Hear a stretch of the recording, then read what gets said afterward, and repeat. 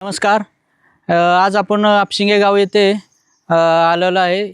मागच्या 2-3 दिवसापूर्वी आपल्या आपशिंगे गावचे मुख्यमंत्री समृद्धी गाव योजनेअंतर्गत तपासणी लेखापरीक्षण तपासणी झाली आहे. सीओ मॅडम आपल्या अलिबागच्या आल्या होत्या आणि आपशिंगे गावची खरी परिस्थिती आणि वास्तव मांडण्यासाठी आम्ही ग्रामस्थ आज इथं उपस्थित आहे आणि ते मांडत आहे. ही गटार आहे बघा, हे गटार आहे, गटारात सगळं तुंबलेलं आहे. ही अशी गटाराची अवस्था आहे. मुख्यमंत्री समृद्धी गाव योजनेत हे असं चालतं का? माझा BDO साहेबांना सवाल आहे की हे गटारामध्ये गटार कसं काय आहे? पूर्ण भरलेला गटार आहे. गटार कुठे दिसतंय का?